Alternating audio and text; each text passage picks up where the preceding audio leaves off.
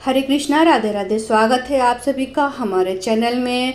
Friends, ज्येष्ठ मास की शुक्ल पक्ष में आने वाली एकादशी को निर्जला एकादशी के नाम से जाना जाता है और सबसे पहले इस व्रत को पांडवों ने किया था, इसलिए इसे भीमसेनी एकादशी के नाम से भी जाना जाता है। यह एकादशी वर्ष की सभी एकादशियों में सबसे कठिन और सबसे बड़ी एकादशियों में से एक मानी जाती है। इस दिन भगवान विष्णु जी का पूजन किया जाता है और साथ ही में मीठे जल का दान भी किया जाता है। और जो साधक निर्जला एकादशी का व्रत पूरे नियम के साथ करते हैं, वह अगर पूरे साल की एकादशियों का व्रत ना भी करे तो इस एकादशी का व्रत करने से उन्हें सभी साल के एकादशियों का पूर्ण फल मिलता है। तो चलिए निर्जला एकादशी की पूजा विधि देख लेते हैं। तो देखिए, निर्जला एकादशी की पूजा करने के लिए सुबह सवेरे स्नान आदि करने के बाद हम चौकी का पट्टा या फिर पीले रंग का वस्त्र बिछा लेंगे। और देखिए, इस पूजन को करने के लिए आप अपने घर के मंदिर में भी यह पूजा कर सकते हैं और अलग से चौकी लगा के करना चाहते हैं तो अलग से चौकी भी लगा के अपना मुख जो है वो पूर्व या उत्तर दिशा की ओर आपको रखना है। इसके बाद देखिए, बाद में भगवान श्री विष्णु जी की मूर्ति या फिर फोटो हम ले लेंगे। आप भी किसी भी स्वरूप की पूजा कर सकते हैं। भगवान विष्णु के अलग अलग भगवान की जो भी विग्रह हों उनकी स्वरूप है फोटो, या फिर आप अपने घर पे विराजमान लड्डू गोपाल की भी फोटो या फिर मूर्ति ले सकते हैं। तो देखिए, हम श्री भगवान विष्णु जी और माता लक्ष्मी जी की स्वरूप की हम पूजन करेंगे। तो देखिए, हमने तिल और जो भी फूल है उसका आसन दे दिया है, जो कि एकादशी पे हमें चावलों का आसन वर्जित माना गया है। एकादशी पे चावल वर्जित माना गया है। उसके बाद देखिए, हमारे घर में लड्डू गोपाल जी विराजमान होते हैं, हम साथ में उनकी भी पूजा इस दिन कर लेंगे। देखिए, उनका जो भी विष्णु जी का बाल स्वरूप होते हैं वो हमारे लड्डू गोपाल ही होते हैं। उसके बाद देखिए, हम कलश की स्थापना करेंगे, जो कि मिट्टी के घड़े की उस दिन दान की बहुत विशेष मान्यता मानी जाती है। उस दिन दान का बहुत ही विशेष महत्व होता है। उसके बाद देखिए, हम तिल का किसी पात्र में आसन दे देंगे, क्योंकि तिल का भी हमें उस दिन दान करना होता है। उसके बाद देखिए, हम जो भी हमारे पास घड़ा है, मटका है, उसको हम वहाँ पे तिल का आसन देते हुए विराजमान करके और थोड़ा सा हम शक्कर डालेंगे, जो कि मीठे जल का दान किया जाता है। उसके बाद हम उसको अच्छे से ढक लेंगे, जो कि हमें इसको दान करना है। उसके बाद देखिए, हम सभी को भाव स्वरूप स्नान करा लेंगे।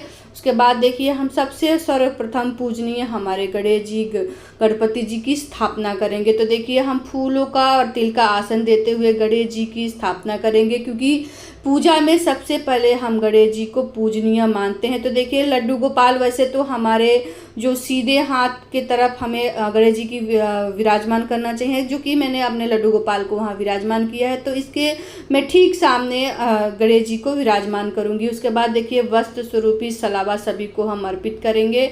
तो गणेश जी को हम वस्त्र स्वरूपी कलावा अर्पित करने के बाद देखिए, हम विष्णु जी की विग्रह को भी कलावा अर्पित करेंगे। उसके बाद देखिए, हम दीप प्रज्वलित करेंगे, जो कि आप तिल का दीप जला सकते हैं या फिर शुद्ध देसी घी का भी दीपक जला सकते हैं। दोनों ही मान्यताओं में शुद्ध माना जाता है। तो देखिए, हम सबसे पहले दीप जला के हाथ जोड़ के दीप महाराज को नमन करेंगे। उसके बाद देखिए, हम सभी को इत्र अर्पित करेंगे। देखिए, इत्र अर्पित ऑप्शनल है, अगर आपके पास इत्र है तो सभी जगह आप इत्र छिड़क दें। इत्र उनके जैसे कलावा में वहाँ पे आप लगा दें।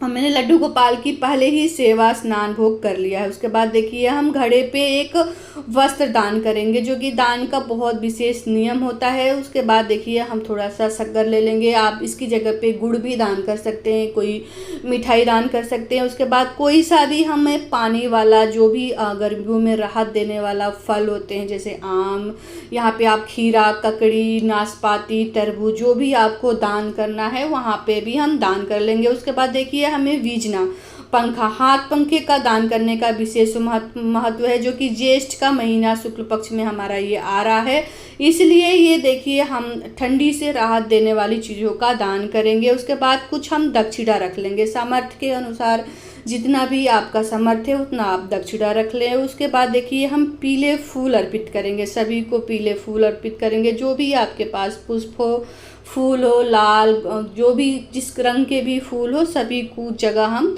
फूलों का अर्पित करेंगे, फूलों को चढ़ावा चढ़ाएंगे। तो देखिए, पुष्प अर्पित करने के बाद हम सर्वप्रथम गणेश जी को भोग लगाएंगे, जो कि गणेश जी के भोग में हम तुलसी दल पत्र नहीं रखेंगे, इसलिए गणेश जी को सर्वप्रथम भोग लगाएंगे। उसके बाद देखिए हम लड्डू गोपाल के लिए, हमारे श्री हरि विष्णु जी के लिए हमने भोग को अच्छे से कट करके रख लिया है और भोग लगाएंगे हम। देखिए आप चाहें तो इस पे साबुत फलों का भी भोग लगा सकते हैं। तो देखिए उस दिन कच्ची कैरी का भोग लगाना बहुत ज़रूरी होता है, जो कि हमारे निर्जला एकादशी पे कोई सा भी हम फल लेके उसका भोग लगा सकते हैं। पानी वाले फल, केला, कोई भी ऋतु फल लेके हम उसका भोग लगाएंगे। उसके बाद देखिए हम सभी जगह तिल अर्पित करेंगे, क्योंकि तिल एकादशी पे विशेष महत्व रखता है, इसलिए हम थोड़ा सा दीप में तिल रखेंगे।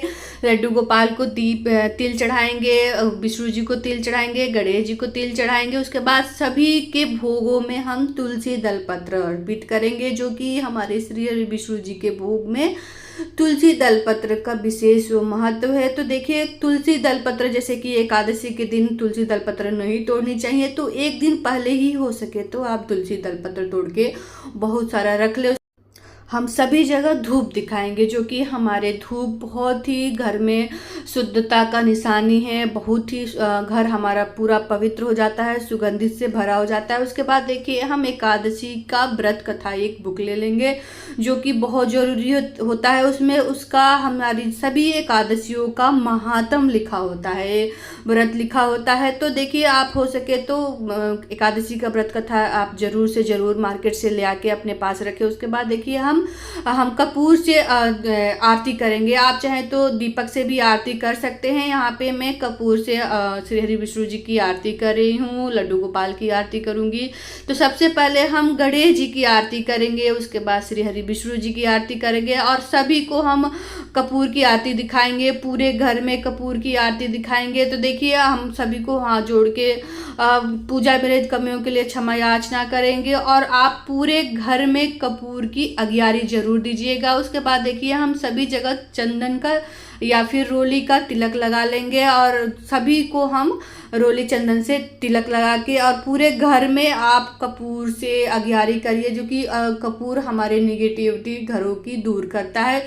इतनी सारे सिंपल सामग्री से हमें आज के दिन निर्जला एकादशी का व्रत रखना है। उसके बाद देखिए कथा सुनने के लिए हम हाथों में थोड़ा सा तिल और थोड़ा सा कोई फूल ले लेंगे और देखिए इसमें से हम एकादशी का व्रत कर लेंगे। व्रत की महात्म देखिए इसमें बहुत ही सरल तरीके से इसमें महात्म लिखा है। ज्येष्ठ पक्ष शुक्ल का 11 एकादशी की निर्जला एकादशी को कहते हैं, तो इसमें इसका महात्म लिखा है। तो आप इसको आप चाहे तो बुक से पढ़ ले या फिर इंटरनेट से पढ़ ले और कथा सुनने के बाद जो भी आपके हाथों में पुष्प और तिल है प्रभु के चरणों में अर्पित करके हाथ जोड़ के पूजा विरहित कमियों के लिए क्षमा याचना करेंगे।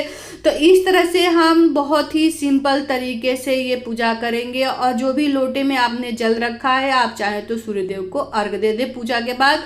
और ये पूजा हमें सुबह में करनी होती है और किसी किसी के यहाँ ये शाम को की जाती है। और जो भी आपने मटके और घड़े पे जो भी आपने प्रसाद, वस्त्र, शक्कर और दक्षिणा रखी है आप उसको दान दे दे। और जो भी यहाँ पे भोग प्रसाद आपने चढ़ाया है सभी को घर में आप प्रसाद के तौर पे बांट दे। उसके बाद देखिए अगर आप दान करना चाहते हैं तो संध्या काल से पहले ही दान करना होता है, और जो कि इसमें निर्जला एकादशी का जो कि बिना जल का हमें ये व्रत पूजन किया जाता है। तो आप हो सके तो अगर आपसे नहीं रहा जा रहा है बिना जल का तो शरबत से, जैसे चीनी के शरबत हो गए, गन्ने के शरबत हो गए, आम का शरबत हो गया, इस शरबत को पी के ही हम अपना व्रत खोलते हैं। तो जो भी आपने दान के लिए रखा है मटके के ऊपर सभी चीज़ों को संध्या काल से पहले आप दान करें। और दान करने के बाद अगर आपसे नहीं रहा जा रहा है तो शरबत से आप अपना व्रत खोल सकते हैं, पारण कर सकते हैं। और देखिए 2025 में निर्जला एकादशी 2 दिन पड़ी है, 7 जून को और 6 जून को, जो कि हमें दोनों दिन व्रत रखे जाएंगे। तो आप अपना देख लीजिएगा कि कौन सा व्रत आप रख सकते हैं। जो कि पहला व्रत हमें वैष्णव जन रखते हैं और ग्रस्त जन रखते हैं, तो आप अपना देख लीजिएगा कौन सा आप व्रत कर सकते हैं। हो सके तो आप दोनों दिन की एकादशियों का व्रत रख लीजिए, नहीं तो आप किसी भी दिन अच्छा सा दिन देख के तीनों दिन की नियमों का पालन करते हुए आप ये व्रत रख सकते। आशा करती हूँ कि आपको मेरी दी हुई जानकारी अच्छी लगी होगी, तो वीडियो को लाइक कीजिएगा। चैनल पर नए हैं तो चैनल को सब्सक्राइब करिएगा। कमेंट बॉक्स में राधे राधे जरूर लिखिएगा। तो मिलते हैं दूसरी वीडियो में, तब तक जय श्री कृष्णा, राधे राधे। वीडियो देखने के लिए धन्यवाद।